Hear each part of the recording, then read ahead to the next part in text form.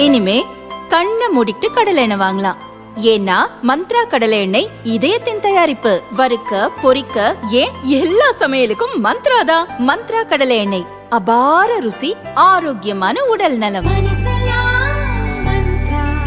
ரொம்ப டயர்டா இருக்கு. இயற்கையான டேட்ஸ், பாதாம், பிஸ்தா, கேஷு அண்ட் ஹனி கொண்டு தயாரிக்கப்பட்ட லயன் டேட் நட் பைட்ஸ்.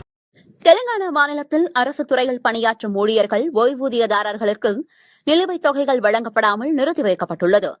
தற்போது பணிபுரியும் அரசு ஊழியர்களுக்கு ரூபாய் 6,200 கோடி வரையும், ஓய்வு பெற்றவர்களுக்கு சுமார் ரூபாய் 8,000 கோடி வரையிலும் நிலுவைத் தொகை உள்ளது. இதனால் அரசு ஊழியர்கள் மற்றும் ஓய்வு பெற்ற அரசு ஊழியர்கள் பெரும் சிரமத்தை எதிர்கொண்டு வருகின்றனர். இந்த பிரச்சினையை தீர்ப்பது தொடர்பாக முதல்வர் ரேவந்த் ரெட்டி தலைமையில் அமைச்சரவை கூட்டம் கூடி விவாதித்தது. அதைத் தொடர்ந்து தகவல் மற்றும் மக்கள் தொடர்புத்துறை அமைச்சர் பொங்குலேட்டி ஸ்ரீனிவாச ரெட்டி கூறியதாவது, ஓய்வு பெற்ற அரசு ஊழியர்களின் பல பலன்களை வழங்குவதற்காக அனைத்து அமைச்சர்களும் தாமாக முன்வந்து தங்களின் சம்பளத்தில் 50% விட்டுக் கொடுக்க முடிவு செய்துள்ளோம். தேவைப்பட்டால் இன்னும் கூட சம்பளத்தை குறைக்க தயாராக இருக்கிறோம். MP, MLA-க்களும் தங்களது ஊதியத்தில் பாதியை விட்டுக் கொடுக்க தயாராக உள்ளனர். சம்பள குறைப்பு மட்டுமின்றி கூடுதல் நிதி ஆதாரங்களை திரட்டும் வழிகளையும் அரசு தீவிரமாக ஆராய்ந்து வருகிறது.